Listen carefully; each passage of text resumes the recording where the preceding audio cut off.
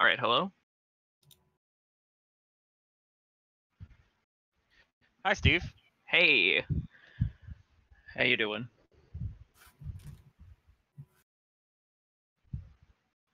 Let's see. Are we? Yeah. So, I know the chat is really excited for you, so I at least let you Thanks. join the conversation.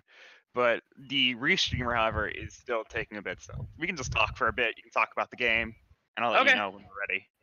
All right. Well, everybody, welcome. Thanks for getting ready for Gravity Rush. So, I guess to give a background for any of you who had a PS Vita, this was a Vita launch title. And since the remastered has come out, that was in 2012 when this game originally came out, and now in 2016 when the remastered came out here on PS4, it is a really, really good remastered. A lot of interesting things they did with the game, but first and foremost, a stable 60 FPS, which is super nice. The game runs really smoothly and has no issues. Pretty much like at all for as far as that concerned, and it's a lot of fun. I mean, for any of you who've played the game, you know that it's all about the 3D movement and gravity kicking. You can go anywhere in space, and so that's super fun. A lot of really fun speed tech from every single fight has different strats and rapid gravity kicks and all this kind of stuff we're going to showcase, as well as many different kinds of glitches that help speed up the game in fun different ways. And along with me we have Singing Muffin, who's one of my buddies in this community, a good runner. You got anything you want to say, Singing Muffin? No, just that you pretty well summed up like the first 5 minutes of the run. So, it's a fun city run, and we're going to showcase some stuff. I'm very happy to be here and in support of Cali Firethon and stuff. Yeah, definitely. I'm living in Florida right now, but I'm from California, born and raised. My family's still back there, so this is definitely a cause that's close to my heart. So I'm excited to be able to contribute and showcase this run. It's a good time. Sad that it's like 4:45 a.m. over there, so not a lot of people are awake. So it looks like we are fully set up. Okay. So, you want me to just start the countdown then? Yep. All right. So 3, 2, 1, go. All right. I guess to start off, basically, I'm just gonna mash X to get past this apple part. And each of the cutscenes in this game has a specific point in time you have to wait until to skip it. So the first one has an audio cue because it's just a blank screen with subtitles. But beyond that, basically every single cutscene has some sort of like visual or audio cue to tell you kind of when you can skip it. It's a little weird because it's not based on loads. It's because even if you just pause it and let it sit there, the skip button doesn't come up until a particular point in the cutscene. So I'm not sure exactly why they did that. In the Vita version, you can just immediately skip it, but because it takes longer to load, it's not even faster anyway. Yeah. Okay.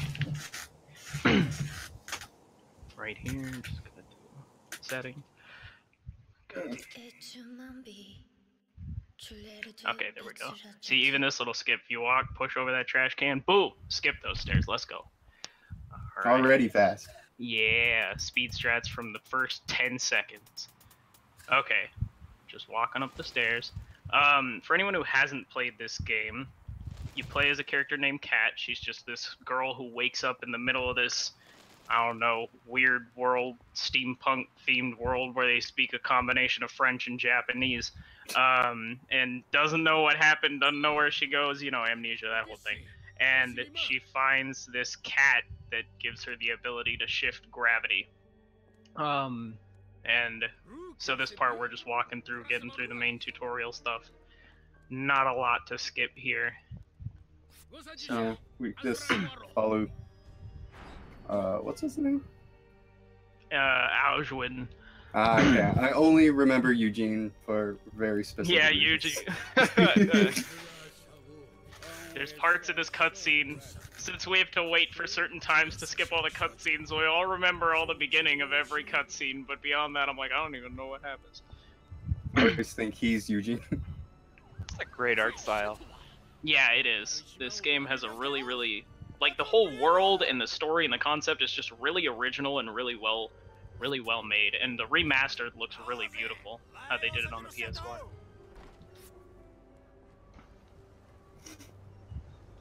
Okay, skip. That's why we remember Yuji. Because that's the cutscene skip, is right after he yells Yuji. Okay, so this is what it looks like when Cat shifts gravity. She floats red. This one I'm not controlling, the game kind of just is showing me what to do. But the way it works is you'll just press R1, Cat will go into like this gravity floating state, and then wherever you point your camera, that's gonna be where Cat shifts.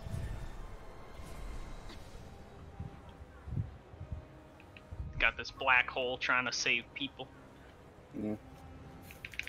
Skip cutscenes. Some cutscenes, yeah, again, I don't know why. Some cutscenes you can skip immediately, other ones you just have to kind of... Chill out for a bit? Yeah, sit there and wait for a minute.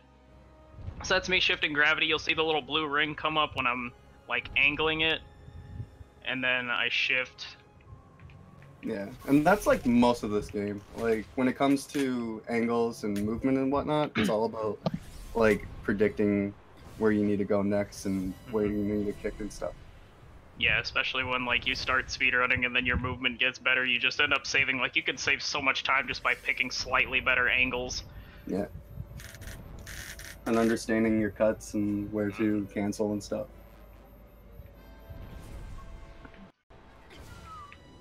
Jump on this. Should be a platform right there. Alright. And that's pretty much the end of the little tutorial part. Now we're gonna start getting into the interesting stuff. Yeah, we're getting into the trick that got me into running this game. In the first fight. So, up and coming, I'll be fighting the main enemies of this game. They're called Nevi. They're basically these little kind of... I don't really know how to describe them. They have these little, like, red gems on them, and then you have to gravity kick or throw objects or do anything to break their gems, and that's kind of how you fight the enemies in this game. And so there's a lot of different, like, ways to fight the different enemies and kind of how it works. So let's... Yeah. We start with little Nevis we call R's, which are just the super basic, huge hitbox on the front. Yeah.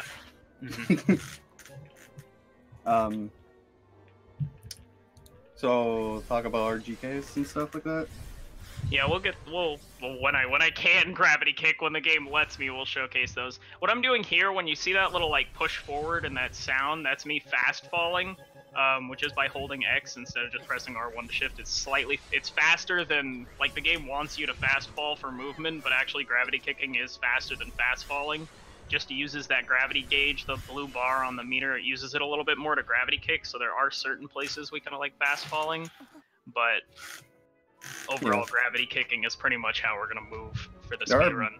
There are benefits to fast fall, like you don't auto target when you kick, so you can like pass enemies and stuff.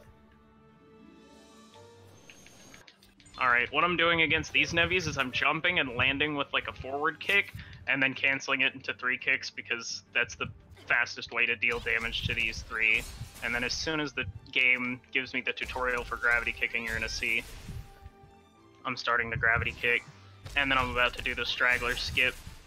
Yeah. Got it. Nice. Hey, so, okay. When we kick into that straggler enemy that's there, basically the game tries to force you into a tutorial to show you, like, you can move the camera, but if you angle Cat and start the kick before you lose control of Cat, the kick still goes through, even though the tutorial happens. So if you kill the enemy, then it just completely skips it. It's about a 13-14 second time save. Yeah, which is you pretty can kill nice. that guy on spawn.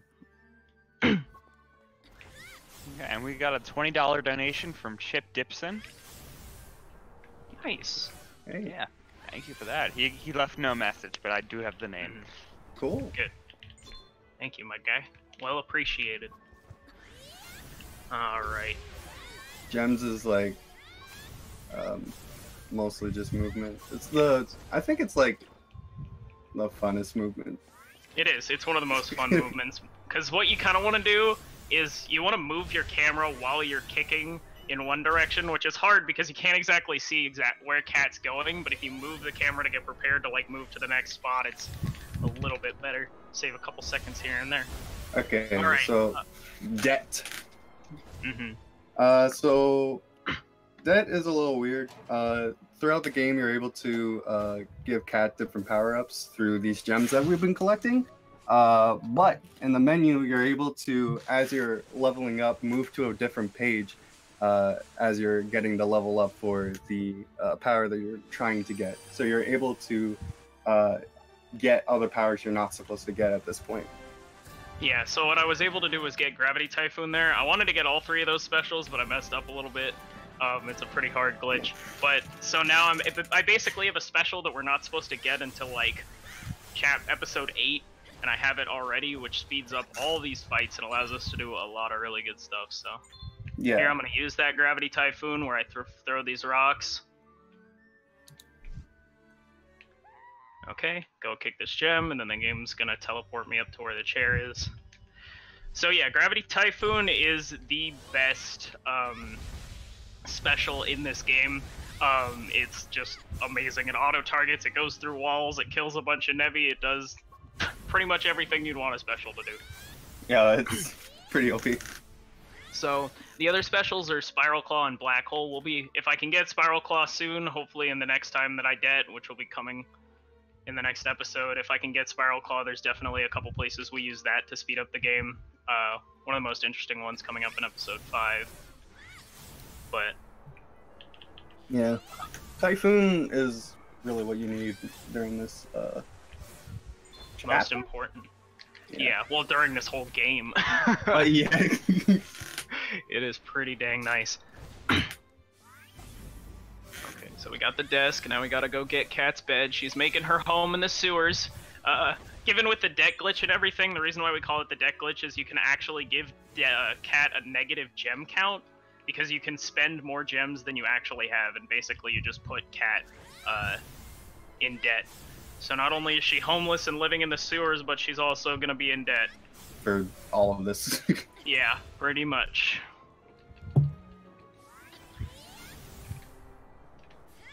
So what I'm doing is rapid gravity kicking there. When you see me, I'm canceling the end lag of a gravity kick just by canceling gravity and reactivating it. And, okay, let's see. Okay, gotta get the, oh, whoops. Canceled it at the wrong time. But canceling gravity and reactivating it really helps with, I mean, that's basically the fundamentals of all the combat in this game. Allows us to one cycle like every single boss and just dish out an insane amount of damage really quickly. Yeah. There's even faster ways to kick than just what we've been doing right here. Okay. But I'll talk about that in Rift 1. So now Cat has her home. Yeah. And we gotta go help the police, or help stop Alias upcoming. To get to this episode, we actually like going underneath, because there's a little bit more gems you can collect, like the 10 gem right over here. So that'll help us hit 50 when we get the ones that are under the bridge. Yeah. And this is our second chance to get any specials we miss and get Gravity Kick too for an upcoming fight. Mm-hmm. That moving to that bridge is always a little scary because you barely have enough gauge with level 2 gauge to make it there, so you just have to be a little careful with the movement. If you cancel a little bit early, then you can still kind of maintain your momentum while keeping... Okay, let's see if I can get it. Nope, I didn't get the Spiral Claw. Okay. There's some gems during Dad. Yeah.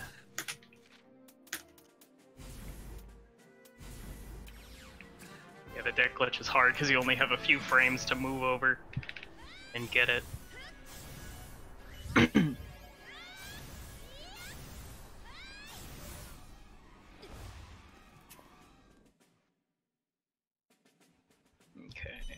This part we're sneaking around with the officers, trying to get the gems. replacing this star candy. Yeah.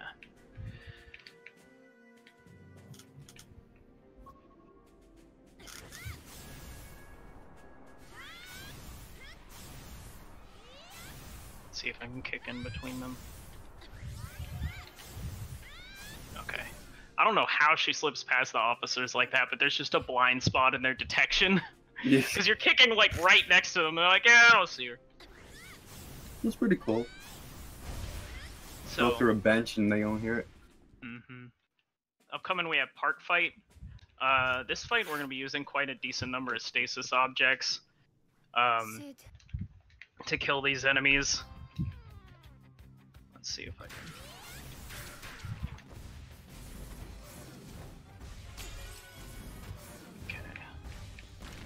Yeah. If we had Oh, whoops. level 2 kick, we'd be able to one-shot the small heavies. But stasis objects works just as well right now. Yeah, stasis objects are always a good kind of alternative. Because gravity kicking uses up your gauge pretty quick.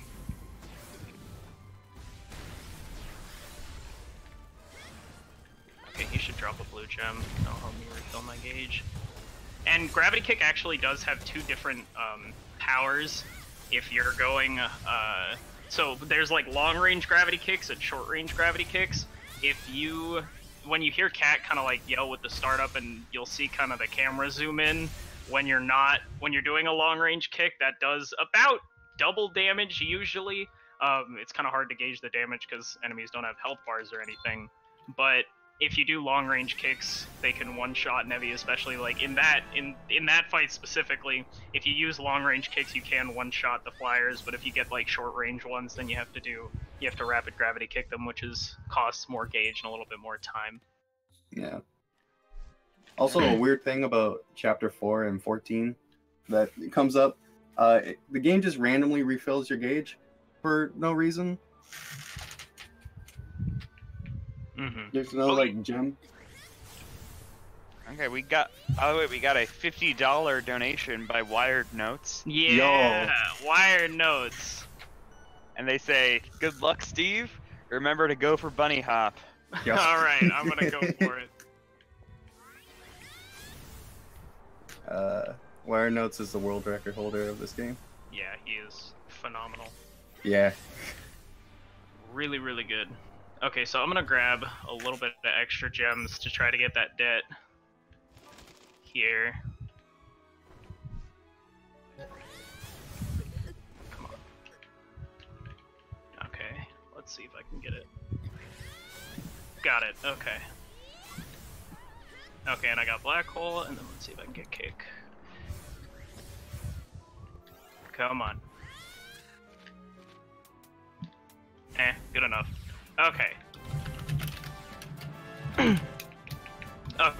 So I did get Spiral Claw because we're about to use it for a pretty solid skip upcoming. Oh, good. I'm still at kick level 1, but I can make that up later. Yeah, that's okay. definitely the more challenging part about the early game for this is just getting the kick. Is getting all those debts, because you want to debt into the 3 specials as well as gravity kick basically by the time you get into Park Fight. And since we debt collectively I think about 7 or 8 times in the run, and that's like half of them like right there in the first 10-15 minutes of the game. So that's definitely the hardest part. I would say the part where you get your run killers if you're going for good times in early game. Let's see. Just gotta wait. Stand on the dad. NPCs that you can interact with in this game kind of have a thing of collision, where you can just kind of stand on top of them. Not sure why, but you just can, so. Alright.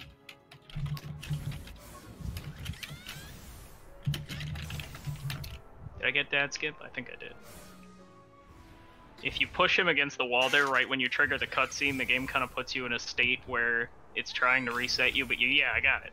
But you can trigger, but it tries to reset you, but also triggers the cutscene at the same time, so when the cutscene starts, it lets you move sooner, and it's about a 3 second time save, 2-3 second time save. So that's good. Alright. So here, basically the game tries to get rid of your gravity powers so I can't shift, but because we did it into those specials, the game has not locked the fact that you can still use special moves yet, since we're not supposed to have them. So we pretty much use Spiral Claw to skip that entire section, which is a gigantic time save. It's pretty good. Mm-hmm. Okay. Oops. That's what I get for mashing options, trying to skip the text box. Now we're about to start Rift 1, also known as Ruins. This is where basically this guy, Gade, tells you he's the creator of the world, and you have to like go inside of his coat to, I don't know, save the other towns.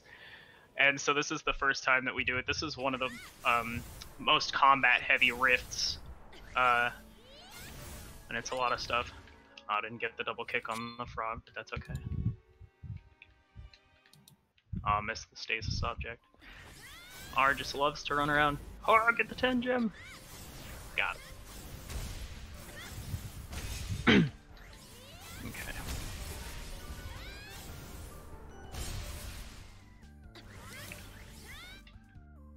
Let's do it.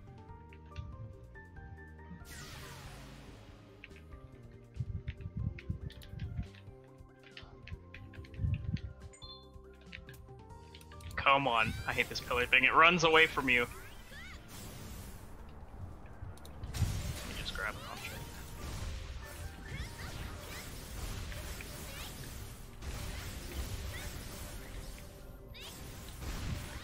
Okay, there we go.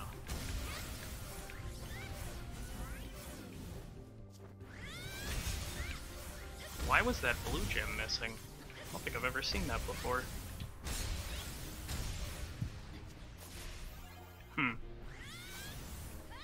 Wait a minute. Oh, because I didn't kill the last Nevi. That might be why.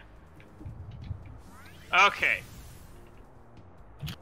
Yeah, because the pillar does spit out Nevi that you don't have to kill, so as long as you just kill what's there. And then in this fight we're going to be using Gravity Typhoon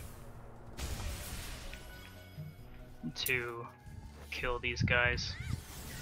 Yeah, with the Gravity Typhoon, there's I don't know, the Lancer, the guy just walking around with a gem on his butt. And sometimes he can have his butt turn around, so the Gravity Typhoon just hits his flub and you can't kill it.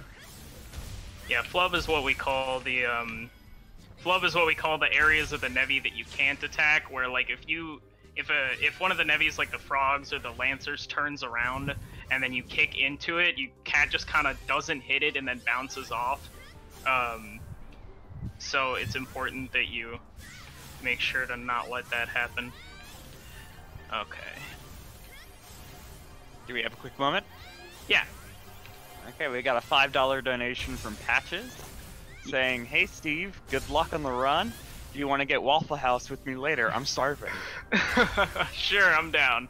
Alright, so let's see, I should be leveling up Gravity Kick here. So this tree is the first place where we're supposed to get Spiral Claw, but we skip it because we already got it with the deck glitch.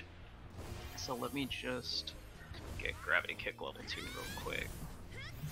Here in this run, we like to save trees.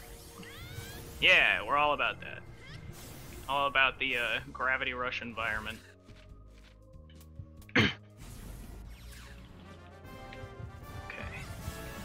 Like picking up stasis objects here, mostly just to break the bones of the snails. Stasis objects will always, at any point in the game, one-shot any sort of bone that covers a Nevi, but it can take multiple gravity kicks. I think at level 1 it takes 4 short-range kicks to break the bones. So it's obviously better to just grab the stasis object rather than spend the gauge, since we're still kind of early and we don't have a lot of gauge to spare.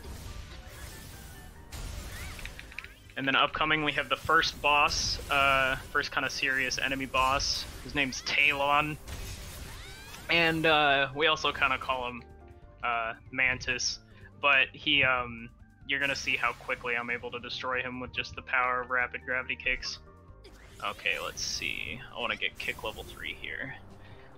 If I get gauge level 2, we got gravity kick. If I deck correctly into gravity kick, okay, I got it. You'll see my gem count is at negative, and then I have 0 gems. The UI is going to tell me that I have 0 no matter how many gems I collect until I get into the positives again.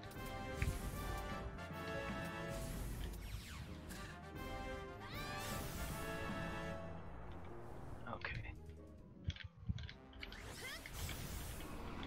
There we go. Whew. So rapid gravity kicks are pretty nice. Skip that.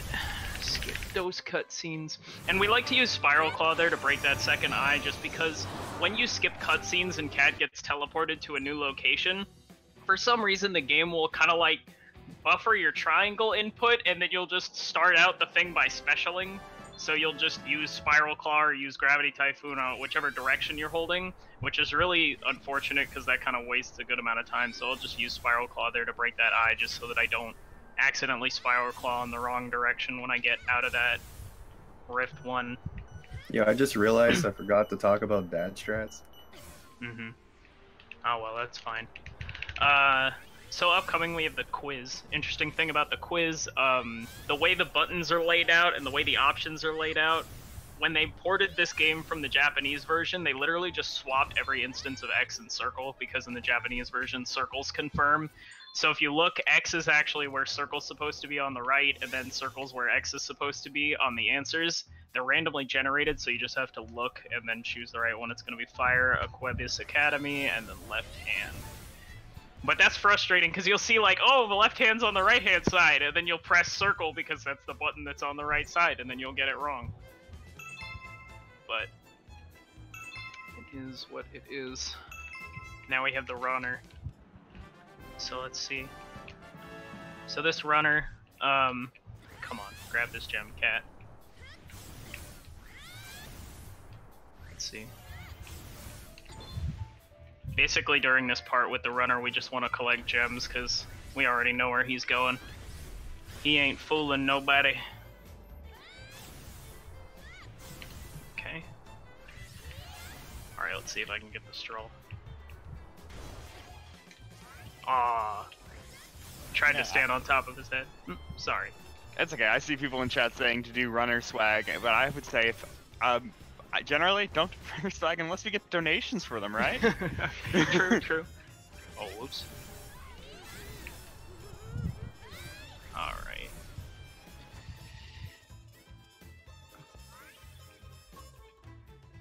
Now, upcoming, we're carrying Newt. Yeah, I accidentally used Gravity Typhoon, but that's okay. Alright, carrying Newt across. We call this section a whole Newt world. Going on a magic gravity floating ride. I won't dare close my eyes.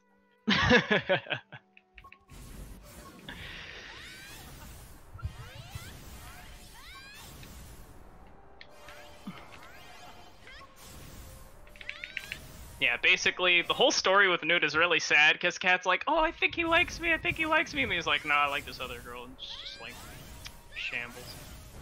Turns out that Poor other girl Cat. is a spider. Yeah, a giant evil Nevi spider that now we have to destroy. So, Not really destroy, it's gonna save other girl. yeah, we're saving her by destroying the Nevi. And our relationship with Newt. True. I mean, that was over before it started, my guy. Alright, so, Kusiko here is basically just a, I'm just gonna let her go. Wait, oh, she didn't trigger to move on. There we go. So she's an auto-scrolling part at this point. She has 4 different checkpoints that we have to reach. That was the first one. And so, basically we're gonna be using this time to collect gems because we've already destroyed most of her health. We're going to be picking up gems, and then you're going to see me use Gravity Typhoon and just kind of push her along. So it's important that when we leave that little bit of extra health that she has before when she leaves that second checkpoint. If she has anything more than 1 gem, we can't like continue it with Typhoon. So Yeah. we just have to like blow her up in the first couple of seconds. Mm-hmm.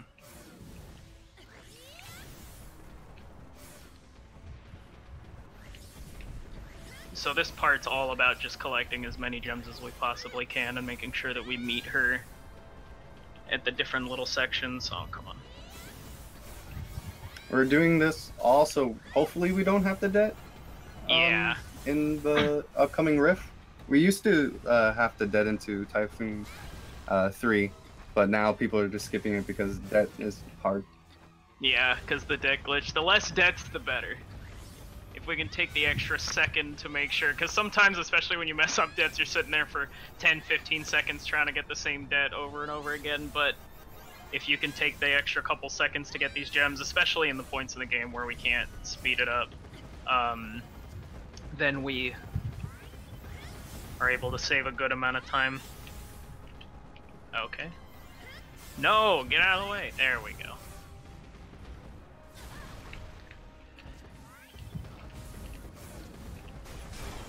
There we go. Yeah, you basically just destroy bosses with rapid gravity kicks. It is very nice.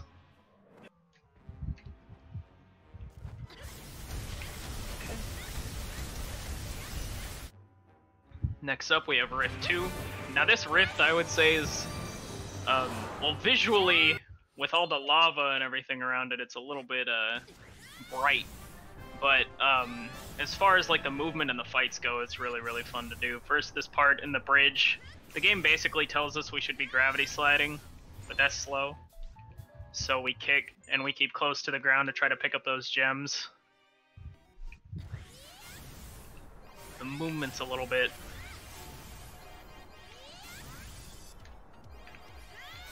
challenging, but yeah, especially if you're just starting out speedrunning this, this rift is almost impossible to know where you're going.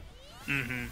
But honestly, the I mean, you can always. We used to actually just gravity slide this section before we felt comfortable kicking through it, so it's totally fine to gravity slide there. Although it is a little bit slower, it's really like maybe, I don't know, about 5 seconds difference if you kick correctly. And I mean, if you kick and you keep bouncing off of the bridge over and over again, it would have just been better to slide. So both strats are pretty fine overall.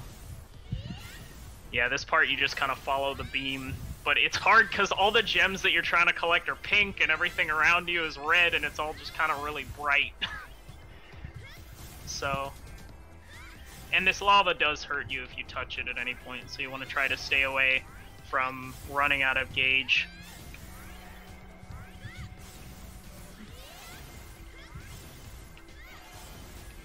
Oh boy, drop the stasis object. Okay.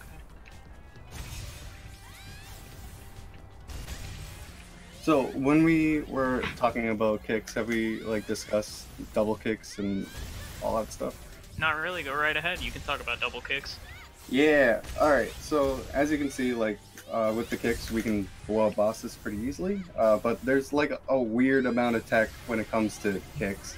Like, as Steve discussed, when you're further away from the enemy, it does more damage, but you're able to input another kick as the kick's hitting to get the same amount of damage that you would have gotten from the distance kick, and we call those double kicks. So that just like insta any like big navies, and it can happen with these golems. Like you can kill like 4 of these gems if you double kick, and Cat's kicks just go everywhere. But another thing he's doing specifically for the bosses is that he's doing those rapid distant kicks incredibly quickly, and I don't fully understand how they work. Like, it's just kind of like how Cat's hitbox works or something. I think I have enough for everything. Yeah, I do. Okay, and we got $10 donated by me. Literally, I donated this at Trev Athens, saying do swag strats, Steve. And I also, all right. I saw people getting disappointed by me saying that, and also I put it towards doing the face McShooty quest in Borderlands 2. So we do have donations, and in Borderlands 2 is our next one coming up. So get them in. Alright. Okay. So this is the first Raven fight. This is kind of... The way her AI works is basically she just kind of flies around and then she's invincible when the flight starts. But as soon as she stops is when she gains vulnerability. We use Spiral Claw to just push her, like you basically just mash triangle as the fight starts to push her against the wall. And then when she does that, you can get pretty fast kicks on her. But her AI is a little bit difficult sometimes, and depending on how she, like, where she moves to, and if she plays nice or not, helps with that. That was a pretty good Raven fight. I was able to get all the kicks in at a good time, so. She just really wanted to get kicked there. Yeah, she did. She just was like, hey, let me move, because sometimes she'll move right next to you to do, like, her kick, and then other times she'll move away from you to try to, like, throw objects and stuff. Either way, you can kick her before she starts her attack, but when she moves next to you to try to kick you, you're just like, oh, thanks. Okay. Upcoming now, we have this third city in Destria. We're gonna be going up to disarm a bomb, rescue some police officers, and save the world from tyranny. This time we're not, like, hiding away from the police. We're working with them, but really doing most of the work. Okay. Alright. Here, there's a bomb buried in the trash, so what we're gonna do is just drop kick a lot. That breaks all the trash around the bomb so that I can try to get it the first time I pick it up. It's good that we can't explode the bomb by drop kicking it, even though we blow up all the trash, so... But you can also blow up the bomb by just lightly dropping it? Yeah, it's a little weird. You can, like, drop kick on it for days, but if you let go of it while you're holding it, the game just, like, game overs.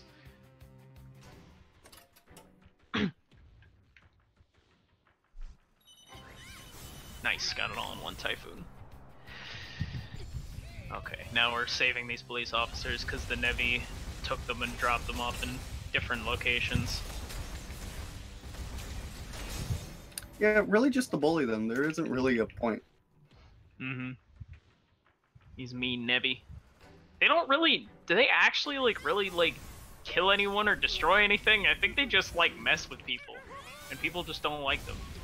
Yeah, and Alias plants bombs places. Yeah, well, that's a little different.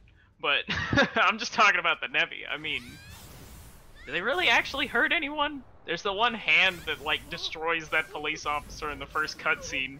But other than that, I think they're just kind of... I don't know, maybe they're misunderstood. Yeah. And for the sake of the marathon, maybe we should call these police officers firefighters. Yeah, firefighters. We're helping them out. It's what the donations going to a good cause, saving the city. All right. And moving forward, now we're gonna fight Alias. So we got a couple Nevi fights that Alias spawns before we actually fight him, and he is one of the most frustrating bosses just based on his patterns and stuff. So here I'm gonna pick up these gems. Go here, grab these objects. Honestly, seeing how I'm destroying lampposts and everything, I wonder if Cat does more destruction into the city fighting these Nevi than the Nevi actually do themselves.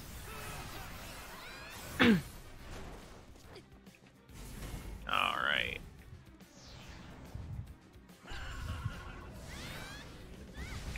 So yeah, again, this is another one of those sections where... Oh my gosh, my movement. Where, because we're waiting on him to move to his next location, we do our best to try to grab as many gems as possible. Okay. There are ways to... When you fight these snails, there's ways to angle the stasis objects sometimes, where you can destroy both the gem that's, like, on their face and the shell that they have, but it's a little hard to get the right angle. And it also kind of depends on the size of the object, so, like, those traffic cones, since it's smaller than the, like, stop sign is harder to, or the roadblock, it's harder to get it to connect on both of the gems at once. So coming up, Alias isn't just a dude in a suit. He's a giant dragon, and one of the more annoying bosses in the run. Yes. Opposed to like everything else that we just kind of blow up, this one just has a lot of kind of randomness to it. What we want him to do is just like shoot fire orbs so we can typhoon it and then properly kick it. But he has a chance to just like jump around and teleport and blow fire and be annoying. So let's just hope he doesn't do that. Yeah.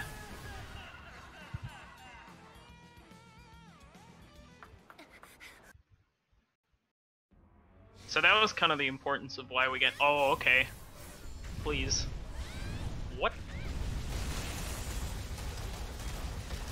Oh boy, Alias, please work with me. Why are all my kicks whiffing? I don't understand. Okay, got that one. Yeah. Okay, there we go. Another thing about Alias is that he has very certain points where you're supposed to kick him. Other than that, his gems are just invincible. So you just see Cat seemingly missing when she really shouldn't.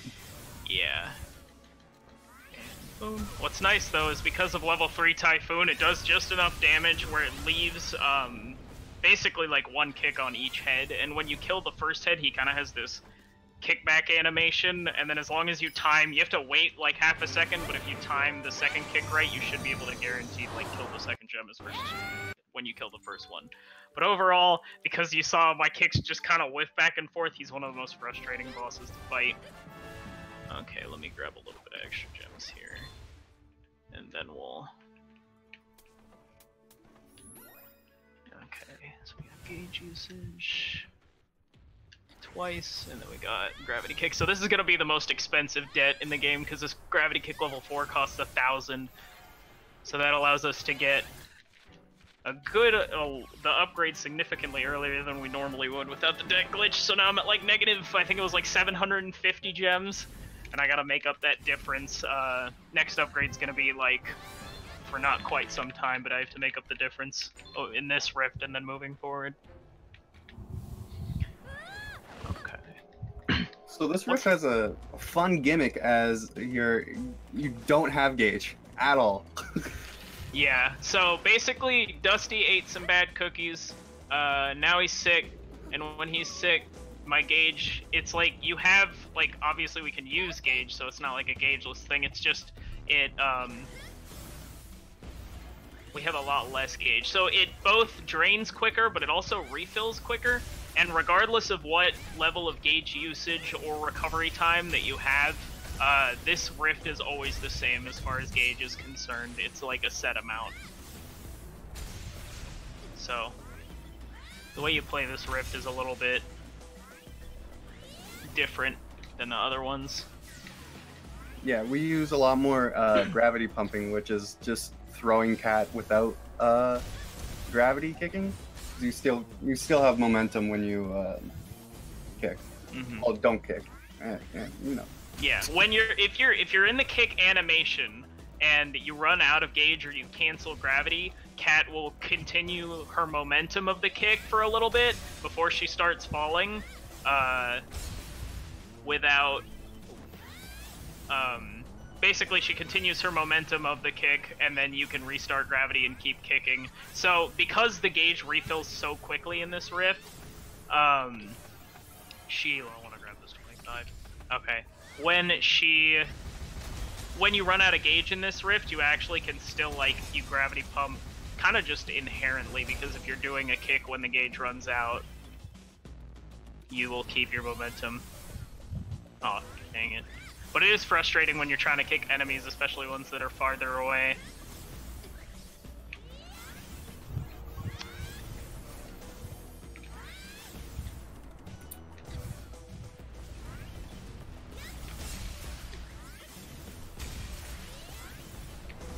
Okay, let's get this. This fight is kind of annoying. Because like optimally what you want to do is like grab a stasis object, and as you're killing the Nevi, you're able to pick up the blue gems it drops. But as soon as like you miss one of the blue gems, it just becomes kind of chaos because the little ones can go anywhere. Mm-hmm. Yeah, you always want to kill the grounded Nevi first, because they can run away, and sometimes they'll get all the way to the other side of the thing, and you'll forget about them, and so... grounded Nevi are definitely the ones you want to focus on. So in this fight, there's a big flower on the tower, obviously, but there's these little small ones that need to kill before you can fight the big guy. And the good thing about these things are they're super easy to double kick. There we go. Yeah, any enemy basically that doesn't have like a knockback animation when you hit it is usually easier to double kick. Oh no, I think I used my special there.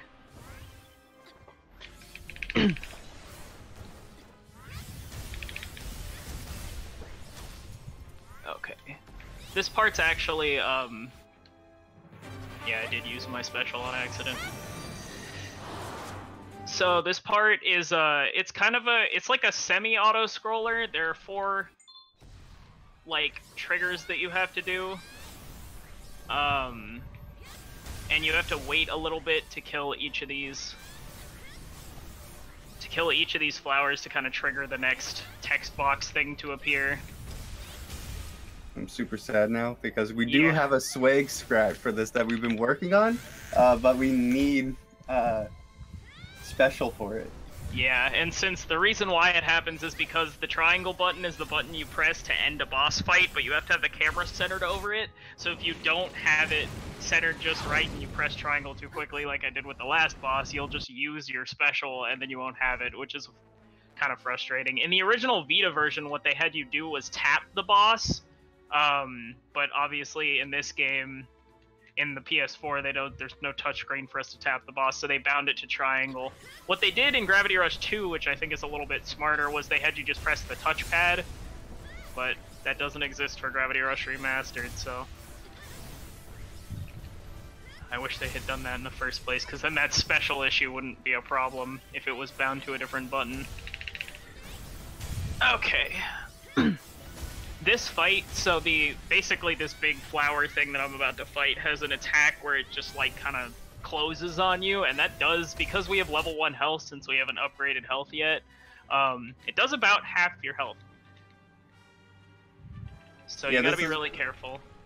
This is where the game kind of gets hard when you have low health, because everything can insta-kill you. Yeah. Okay, that looks bad. Alright, now we have this really cool cutscene glitch moving up. We call it Invisicat. You want to explain what Invisicat is, Muffin? Yeah. So, when you go into the next city, a cutscene goes off. But what you can do is, if you fly towards the pillar, you will always void. But if you void while a cutscene's going off, you can move while the cutscene's going. So we use that as an opportunity to collect gems and get a manhole quickly, so we can warp back to it later. Mm-hmm. So it's weird because you're gonna see me moving around invisibly, and Cat's gonna and then you'll see Cat standing there too. Get those gems. There we go.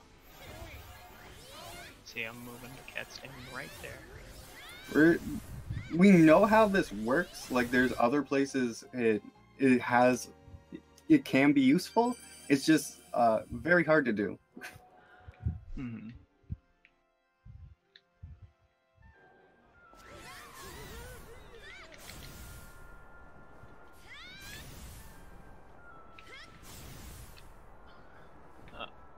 Upcoming, we have the Descent. So what this is definitely gonna be kind of the time if we have more donations, because there's gonna a lot of falling, a lot of kicking, not too much more to explain outside of the clip that I'm about to do.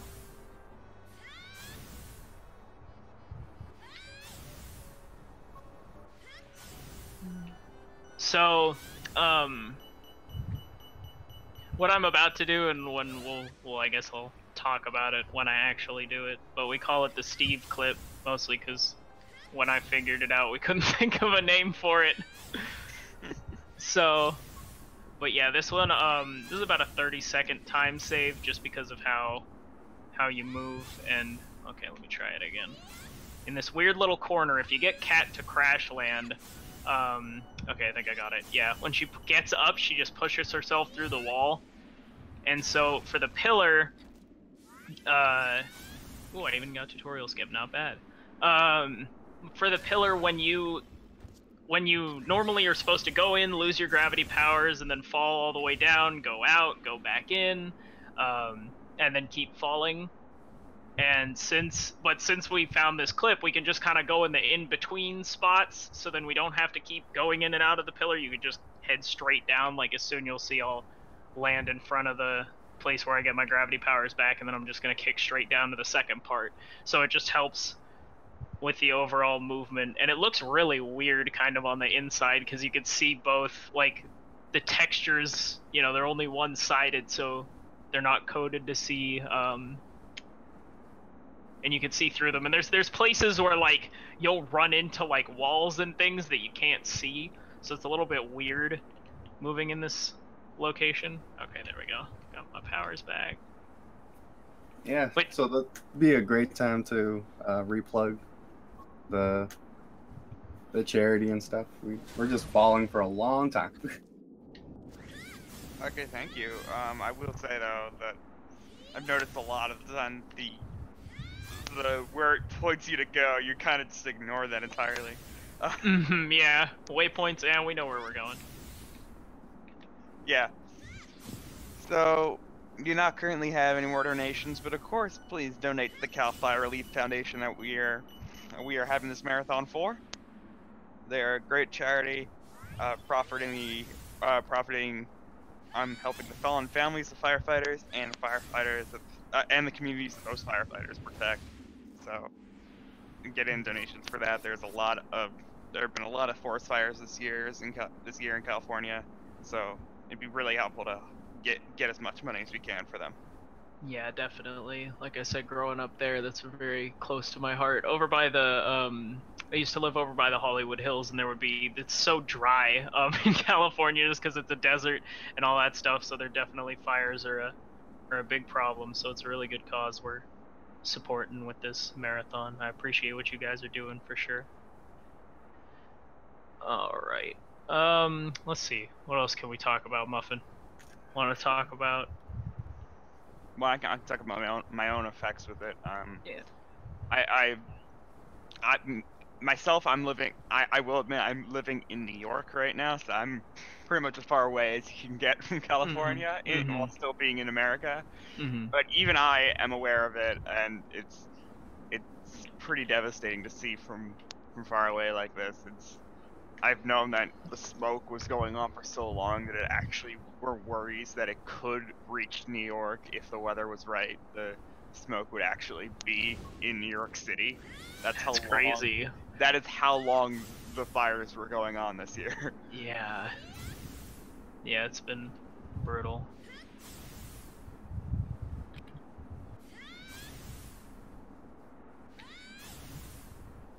Oh, we're still falling. Okay. Yeah, no, it's gonna be a little bit. Yeah, this is definitely the longest kind of like part of the game where we can't speed it up. And the whole story, the way it kind of works is that you fall into this area, and then I'm gonna go to this city of a bunch of children that fell off of the edge of the earth or whatever, and time flows differently and all this kind of stuff. But upcoming, I'm gonna trigger a cutscene here that's gonna just put me back inside like nothing happened. And now we call this Raven 2, or the Falling Raven fight. Yeah, so casually, this fight's really annoying because Raven can throw a bunch of stuff and stop you immediately. But the prompt says get past Raven, so that's exactly what we do. We go up here, you can go through this little bone slit thing, and we get past Raven.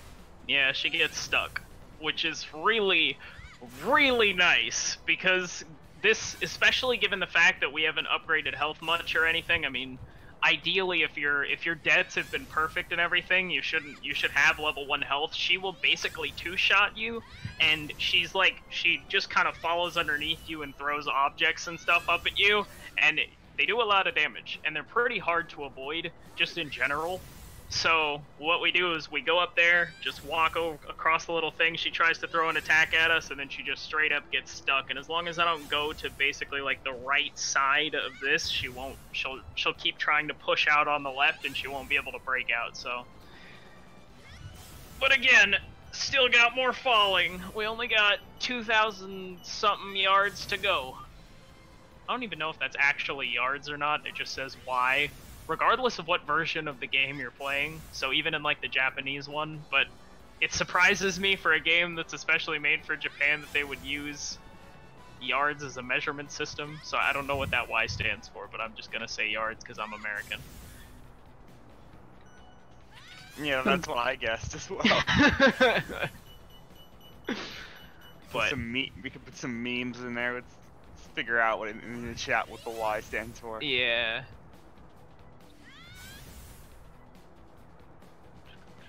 Yeah, I've noticed, especially given the fact that a lot of our community, I mean, our community's pretty, we got some runners like Finland, we got a guy in Australia, we got Alice Action, who's the Japanese runner, he's currently in second.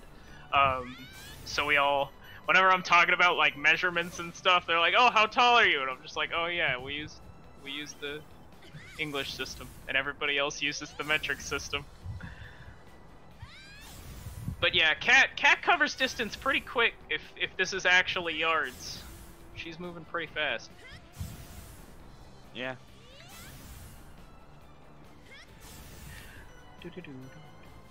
Someone in our Discord is actually trying to figure out the actual mathematics of this. Yeah. We were talking about physics, the physics of it, and saying like, okay, if we hit terminal velocity, how fast are we going in this game? It's good questions. Taking some game variances, figuring out how many miles per hour you're traveling. Mm-hmm. I feel like, I wonder if Kat would ever get like nauseous when she's learning how to shift gravity and stuff. I mean, it seems like it'd be pretty nauseating experience to be like flown back and forth in a ton of different directions. But maybe since she can control it, she's immune to that, I don't know.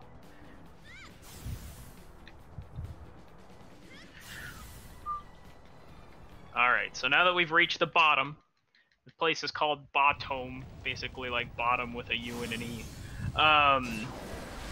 These kids decide to trap us in a cage, and they won't let me out, just staring at me. I'll show you!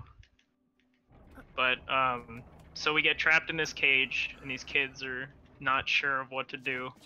But as you can see, they've kind of created a city at the bottom of the pillar from when their bus fell off the edge.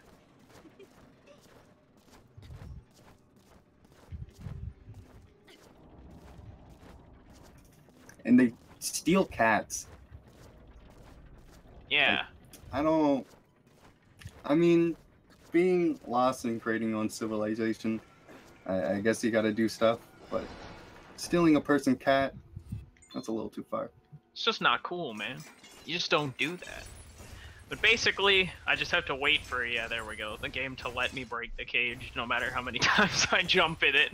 Those 3 jumps are the ones that did something. For a second, I thought this was a cutscene until you were just jumping like crazy in the cage.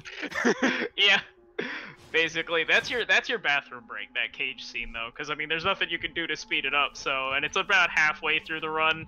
You got, like, a minute before you can really do something, so if you gotta go take that quick bathroom break, that's your moment to do it. But yeah, you can just jump in the cutscene, it just lets you do it, even though, for some reason, those last 3 jumps are the only ones that actually do anything to the cage, no matter how many times you jump. In general. Okay, we got a $5 donation from Matt, aka Steve, who says, "Am and demon." Oh, not bad! He's trying to take my identity.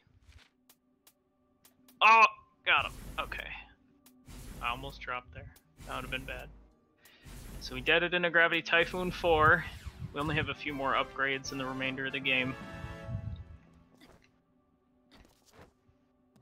Alright. Okay, that Don't find me. That was too close. was really close. Yeah, it was, but we're good. We live on the edge here in speedrunning. That's how we do.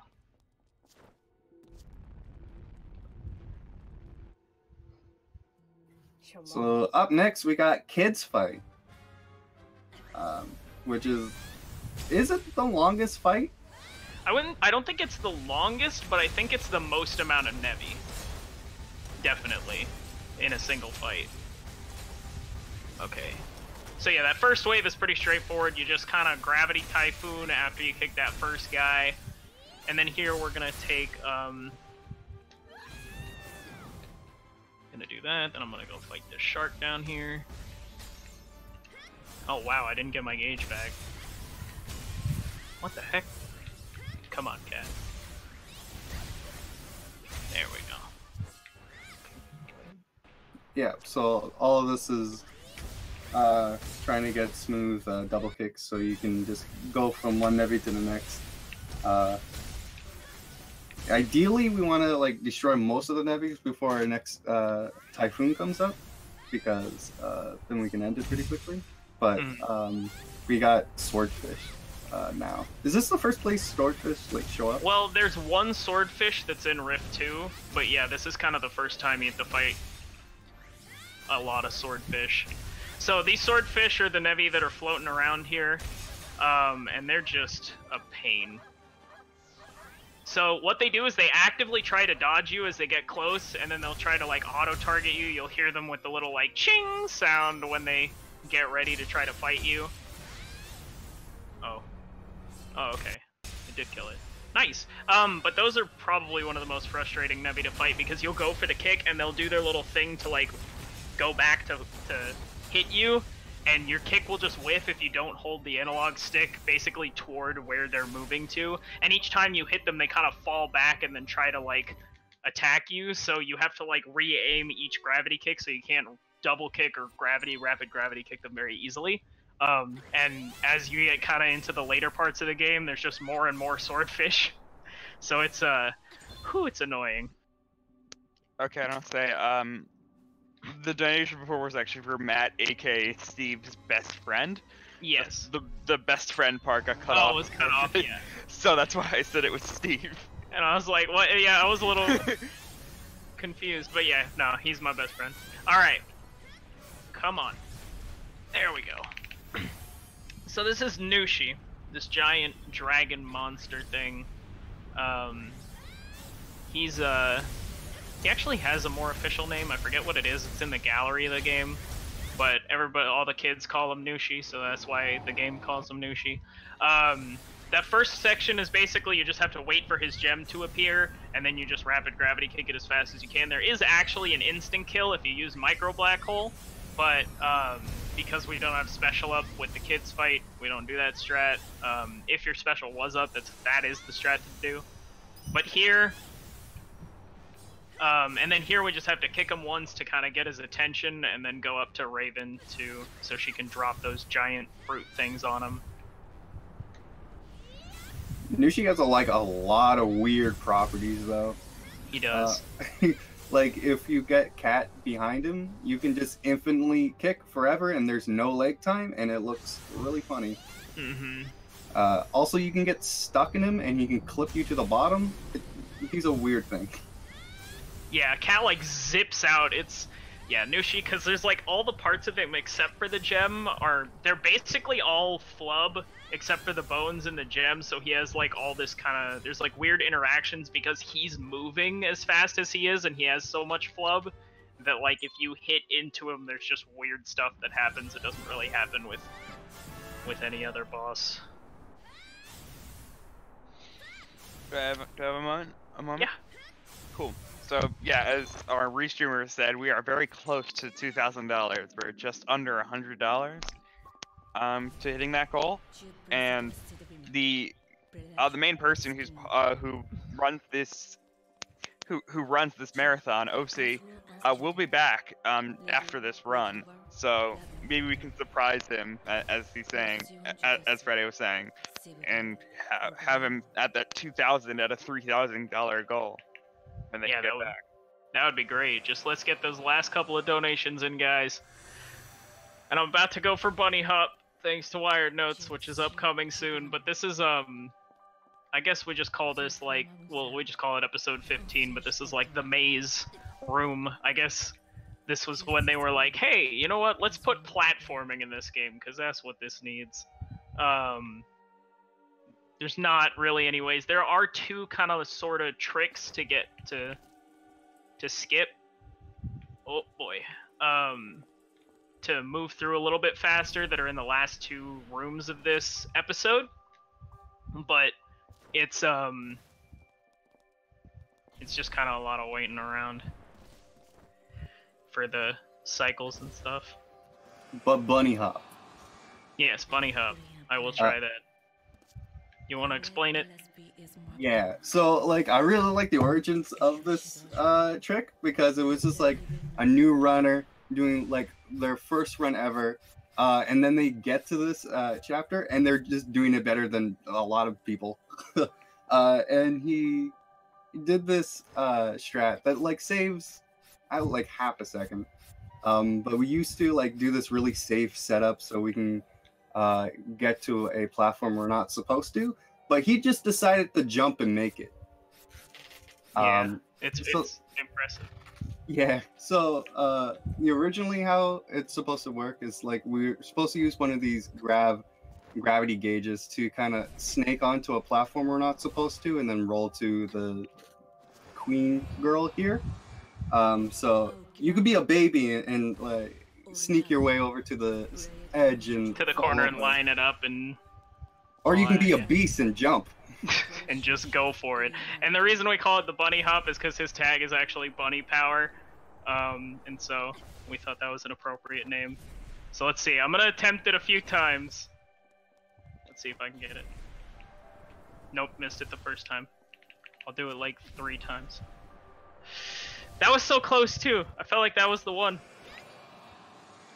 Oh, I got it! Not bad! Hey! Whew. That is really hard to get that, to do that jump and land so that you get that little corner edge right there. Nice. I think that was honestly one of the first times I've done that in a run, like, ever. So that's nice. Alright, and then this part too, there's like kind of a weird turnaround jump we're going to be doing that saves a good amount of time. So if we just got that, and then I can basically barely make it from the corner of this one block to where she's at. And even if you technically don't reach the corner, the trigger slightly extends past it, but...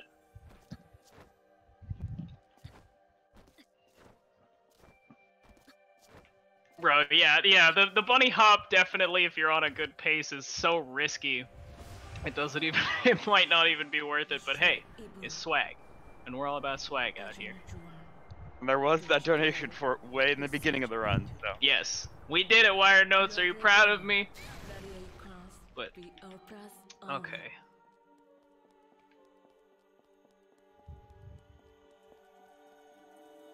But yeah, we're pretty much ending episode 15 now. I think this is the longest episode in the game. Just overall, because there's no real way to speed it up and you just kind of have to watch these cutscenes. So, let's walk along here. And then after this, we're going to be doing, we're going to be fighting Nushi 2, which is a lot more frustrating than Nushi 1. And then we have the Ascent coming up. Yeah. And we use that black hole strat to instant the Nushi. Wooshi? You know. So how it actually works is that there's like the bones on the side of Nushi. And what black hole does is it just like extends like this giant hitbox that hits the bone and the gem in the front. That usually takes like a bunch of hits to actually take down, but because of the weird interactions of hitting the bone and the gem at the same time, it just breaks it instantly. Yeah, you'll basically see him lose about half of his health as soon as he does a little animation, and then the gem breaks and he like gets hurt. But he moves really fast and has a lot of gems on his back, so if it wasn't for Black Hole, this fight would be infinitely more frustrating.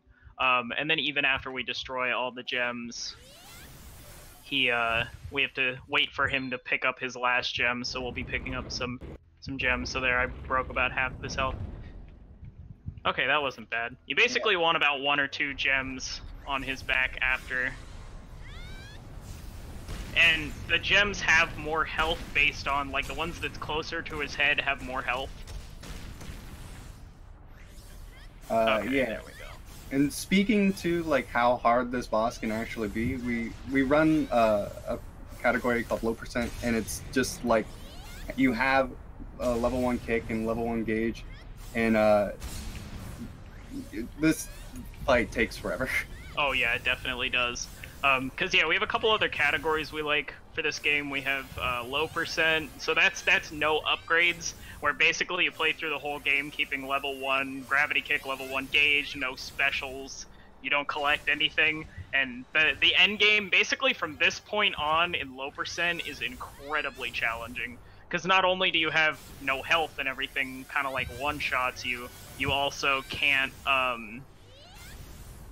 you also have really slow gauge, because the game kind of just has you travel longer and longer distances as it goes on. Okay, let me grab these, and then I'm gonna go. Okay, so we got $10 more from Wired Notes. Nice! Saying bunny hop hype. Well done, Yeah, Steve. thank you.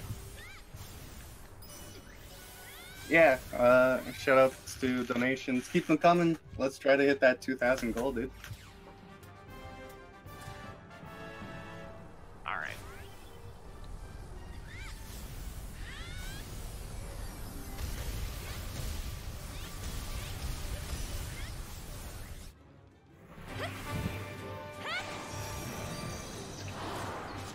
Alright, now we're gonna start the ascent. And this episode, we are so close to finding like a really big skip on. But we can't seem to get that final cutscene to trigger without beating all these fights. So we just have to kind of do it normally. And this is gonna... Basically, we went down the pillar, and now we have to go back up it.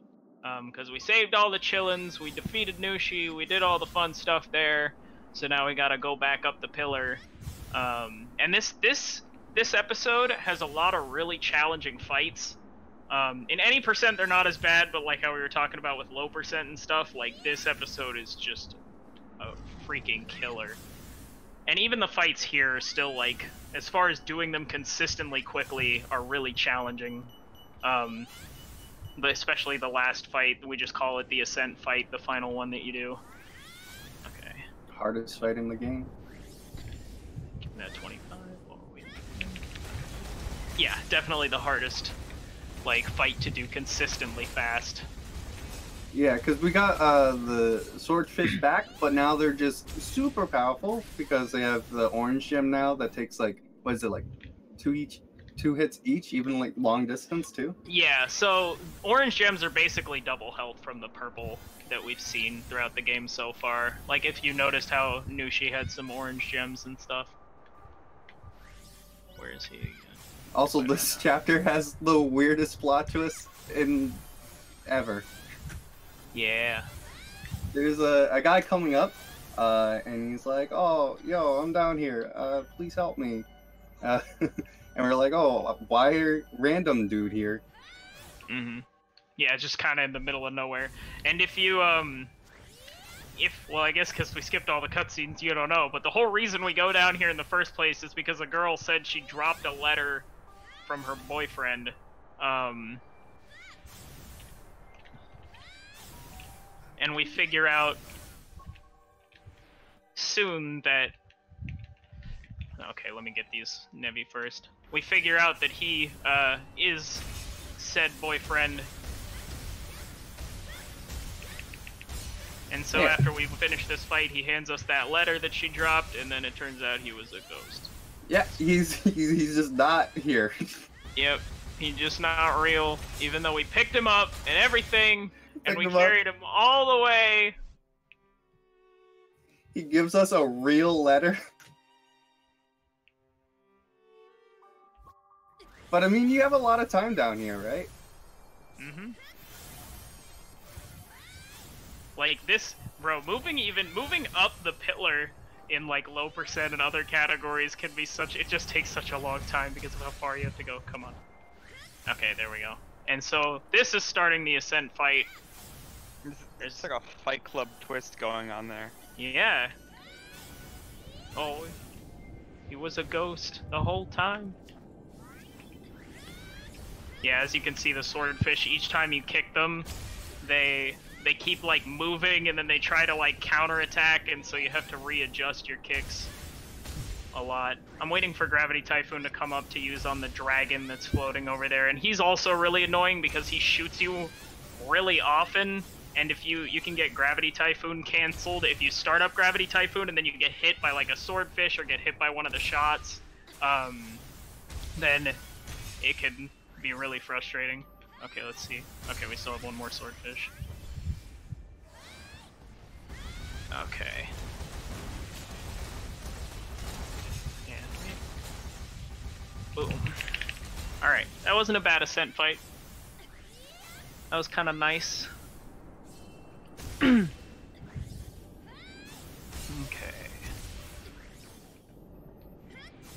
So let's see, I basically just need 1,200 to upgrade stages twice. Oops.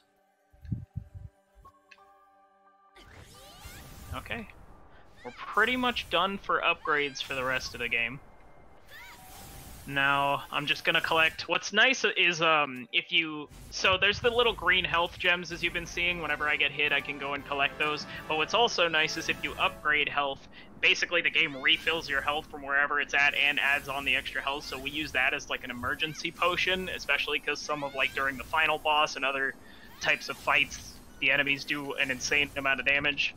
So we can use that just in case you get hit by something. You can just pause and upgrade and fully heal yourself, which is very, very nice as a safety strat.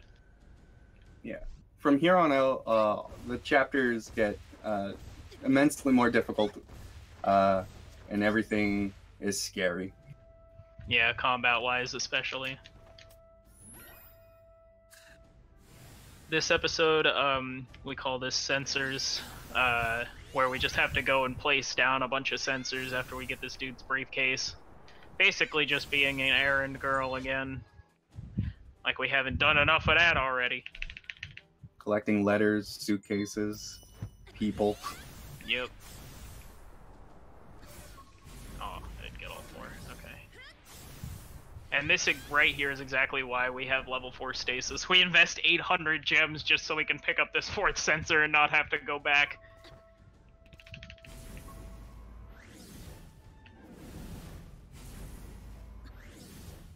This first fight, we're going to be using Gravity Typhoon here, because if you get hit during any of these fights, you do drop all of the sensors, and so I just don't want to risk getting hit. Okay. There is one more fight before, so 2 of these sensors have fights, the other 2 don't. That fight was definitely the more challenging of the 2, that's why we used Gravity Typhoon on that fight over this one, because this one's just 3 Nevi that we have to kill. Alright, I'm gonna try Ledge Warp. Ledge Warp hype, let's go. Want more swag? Here we go. Yo, I got it! Let's go! Yo, really? Yes! Okay, so, Ledge Warp. There's a really weird mechanic in this game where if Kat grabs a ledge and she pulls herself up and you pause the game right when it happens, she basically just voids out. If you're not in an episode, like you're in the main world, all the music stops playing and restarts, and everything around you, like all the NPCs and the gems, like disappear and then they reappear. So that ledge warp there, as far as from what we could tell, is the only useful ledge warp, because she places the sensor and triggers it at the same time that that I warp back to where the start of the thing was. So that saves a tiny bit of time. It's about 3 seconds. It's super tight. Like, yeah, it is. As soon as you land on that platform, it does the cutscene that you're like, oh, I'll put a sensor here. But you just gotta like inch your way onto the thing and you get it. Yeah, you have to basically immediately cancel the kick and grab the ledge, because you have to do the ledge warp while the thing to put the sensor down is appearing.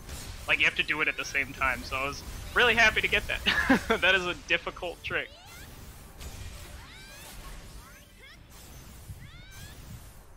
Oh, oops. Okay, this fight can be a little bit frustrating, because if you get hit by any of these pillars, then, yeah, like that. Like what just happened. I dropped the sensor. Ah! Yeah, and as you can tell, they're doing a pretty good amount of damage. I'm just gonna grab this health real quick, just for safety. Oh, come on, cat. Took out that fire hydrant.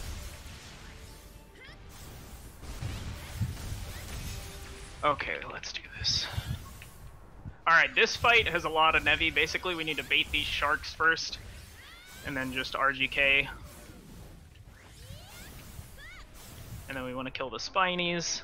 The Spinies have, like a limited time frame in which they're vulnerable, so whenever you see them open, you want to take advantage of that. I'm gonna kill this swordfish.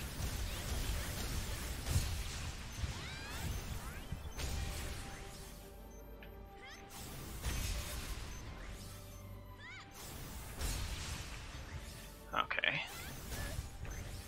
Nice. Oh wait, almost forgot that last R. There we go. That guy's a little annoying. Okay.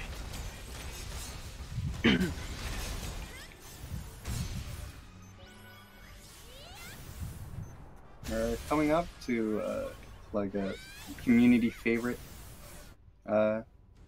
chapter, which is just a big long fight, but it's basically everything that's fun about this game. Mm-hmm. Yeah, a lot of different fun strategies and techniques. This part, when that part fades to black, a lot of runners will accidentally pause on that section because it's one of the only fade to blacks. I think it's the only one in the run where there's no text box to skip or like comic strip or anything like that. So you're so used to when you like see the screen fade out to pausing that you'll just accidentally pause there. A lot of runners will do that when they start out. Okay, and then we finished episode 18, so that was the Censors episode. That went really well. Those fights and everything. And I even got the ledge warp, which is hype. Hi, chapter. Right. So, during the part where we're just getting cats, because it's like kind of like a dream sequence, and we gotta collect some dusty cats in order to get our gravity power back. If you have anything to say about the charity and whatnot, go ahead then. I do have to say that this has been a great run to watch, and we have some. I mean, we do have this great foundation that we are going for with the Cal Fire relief. Alright. Gotta help out all those firefighters in California. Yeah, for a good cause. Always happy to run for a good cause, for sure. It's also good to know that they put up a memorial service in Sacramento every year for the firefighters that lost their lives in the line of duty. So they really help out even the families that are affected by this. And so after anything were to happen to the firefighters, unfortunately, we still gotta keep them, keep the families supported as well. Definitely, that's a really difficult thing to have to go through. Okay.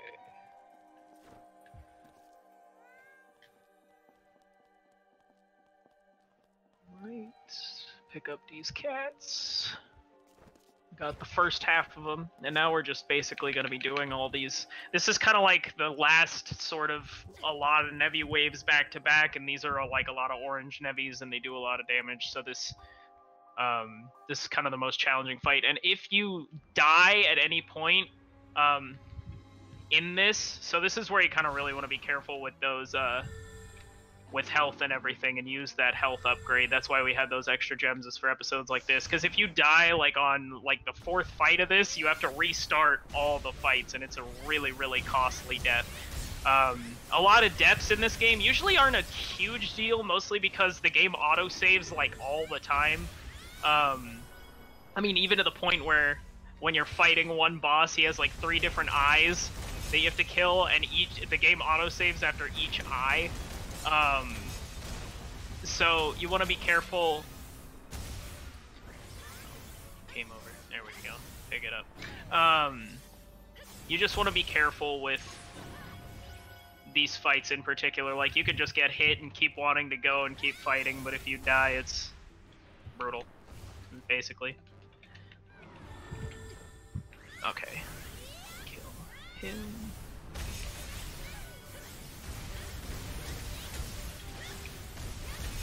Okay, got this cat. And boom. And we got this last fight left. This fight has a few waves. This has been pretty smooth, so. Yeah, it has.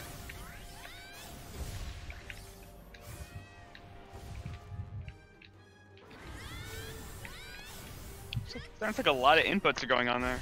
Yeah, so, well, it's because I'm rapid gravity kicking each time that you see it, and I'm trying to do double kicks. So each time that I land a rapid gravity kick, I'm pressing L1 to cancel, and then R1 to reactivate gravity, and then kicking again. So it's like a 3 inputs each time that I do a kick. As well as when you connect the kick, you want to hold the analog stick toward the enemy, and then press square as soon as the kick connects to try to get the double kicks for long-range kicks. So there are a lot of inputs that you have to do. Yo, he just destroyed that golem! Yo, let's go! That was insane, bro! Yeah, that's the reason why we kill the eyes on the Mantis first, because he actually, like, attacks. Nevi can hit each other. It's not very common that they do, but they can, and so there he just destroyed that golem for me, which is really nice.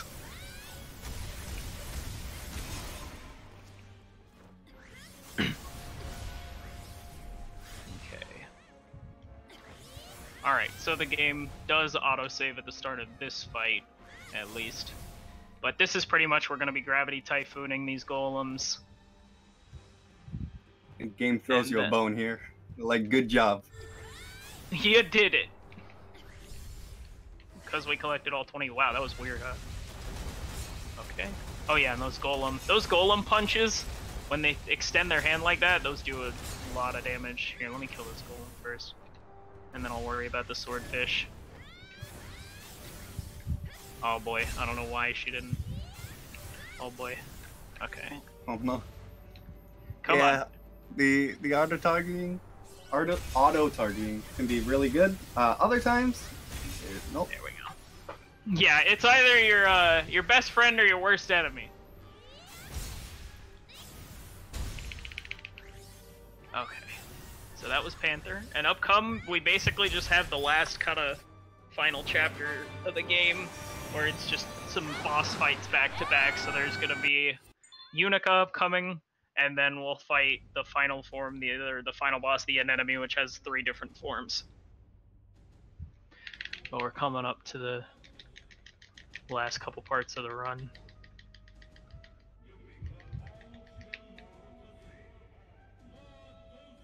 The last chapter coming up.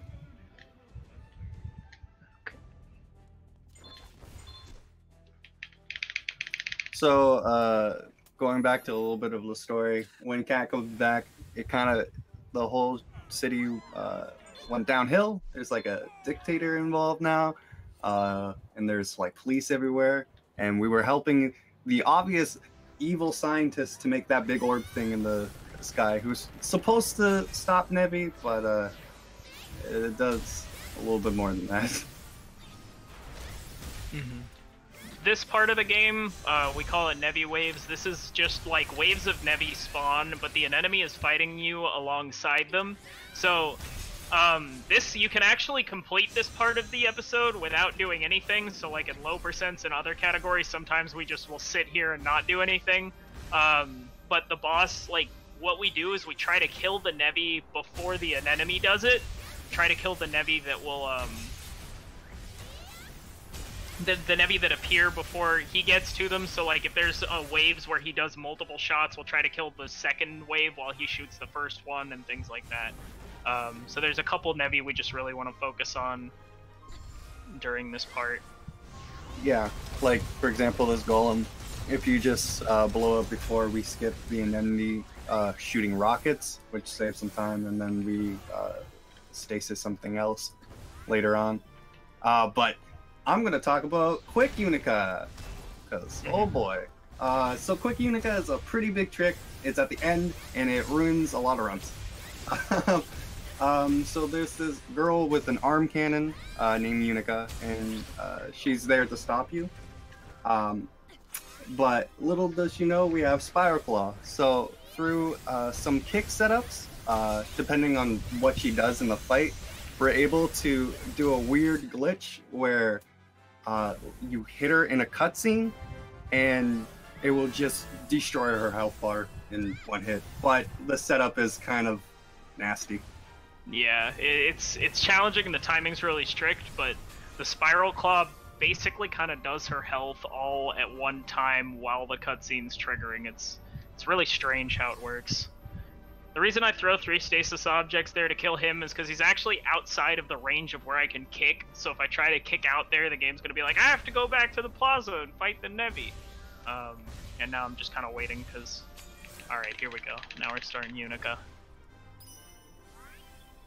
Okay, I do want to say that don't want to take away from this boss fight, but next up is Mario Kart 8 Deluxe, and the bid war for the character select is still at $0 for all 3 characters. So anyone you want, pretty much is guaranteed if you get a donation in. All right. Yeah, Okay, pick your favorite one. Let's see if I get it. She should be coming up. Okay. Got it. Nice. All right. What is she doing? What the heck? She got stuck. She was supposed to go to where I was looking. Hey, we did it! Yeah. Okay. And upcoming, now we have the anemone. The thing that was helping us destroy the Nevi waves last is now gone rogue. And now it's time for us to fight the final boss of the game.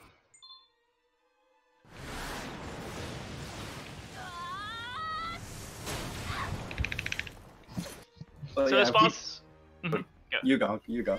Well, this boss basically has 3 forms. The first one and the second one are similar. It's just the amount of eyes you have to kill.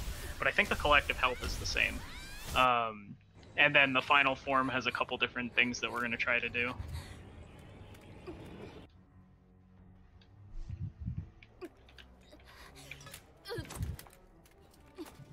Yeah, Okay, this boss is a little bit spooky because it has this attack where it like shakes violently for a bit and then explodes, and that attack can one-shot you at low health. yeah, which is why I'm getting away. I do not want to risk that. Yeah, it 2-shots you from pretty much any form of health that you're going to have in this speedrun. Oh my gosh, he did it 3 times in a row. Oh my gosh, that range. He's a big ball of Why? fun and He death. just keeps doing it. Oh no! Gems. I'm gonna take a little bit of extra time here. He's not being nice. No, he is not. He can shoot rockets and do other things that are way nicer than trying to my kill gosh. Cat all the time. Yeah, that was... Whew. Come on. There we go. Okay, I'm gonna pick up these gems so I have the other health grade in case he decides to be annoying again.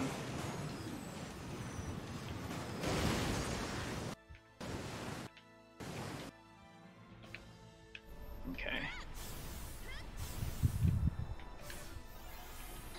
Yeah, this part of the boss, each eye that you kill, the game autosaves, which is nice, especially for like low percents and the more challenging categories for this game. Okay, there we go. Got that eye. Like even in low percent, some of us argue that we could reload the autosave just so we have our special back if you're doing no gems spent. Oh, come on. Okay, there we go. Second form went okay. Gotta wait. Alright. Alright. So the last kind of thing that we can do is one cycle the final boss here. So after we do a lot of waiting, we try to waste our special, so we get it back at the moment we want it.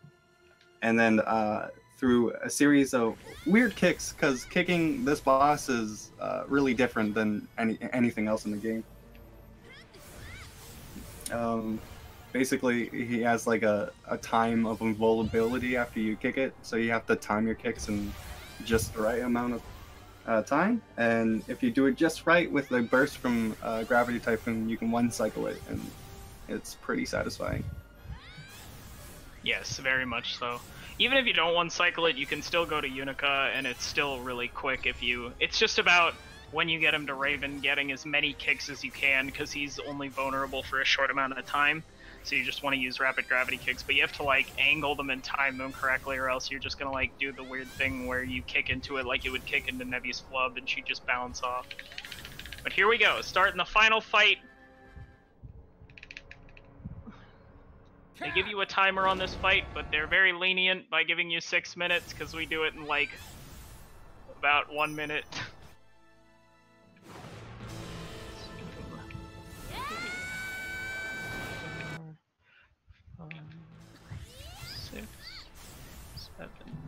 It's also still kind of dangerous because after we get the 9th kick, this ball gets very angry and chases you down and tries to hit you, and it's another big chunk of your health if it catches up.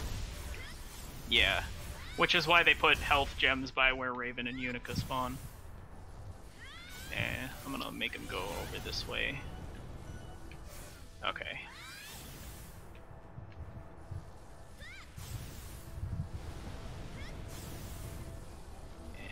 Boom.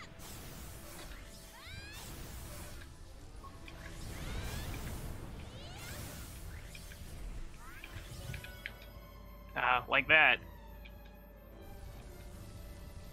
Yeah, I couldn't get the one cycle because I missed that kick. But that's okay, because that's what Unica's for.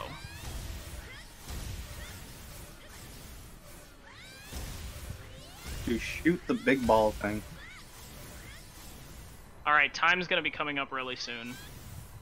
So I'm gonna skip this cutscene, and as soon as I press triangle, it's gonna be time. And time. Alright. You got a pretty solid time. What did I get? Because I'm not looking at the stream. You got a 1:34:31. Nice! Sub 135. Alright! So, yeah, what's nice is that there's a really definitive point in which you do time for this game, so as we see, we destroy the enemy, and then the evil scientists and military dictators get blowed up on, and now the whole city is happy because they're no longer under that evil military rule. Even though that kind of just really happened out of nowhere. The game's story definitely leaves a lot that Gravity Rush 2 fleshes out a bit more. But yeah, so that was Gravity Rush Remastered, the speedrun. I hope you guys enjoyed it. Seems like a lot of people had a lot of fun in the chat. And yeah, this game is super duper fun. Like, it's a lot of great movement, a lot of really technical combat, just a lot of different fun things that you can do in this game. And there's even a ton of fun things that Glitch showcases you can do that aren't even relevant to the speedrun. But yeah, so I guess that was it. Yeah, thank you for having, and continue having good luck with the donations and the charity, and I hope people continue to support Calithon. Yeah, certainly. Okay, thank you.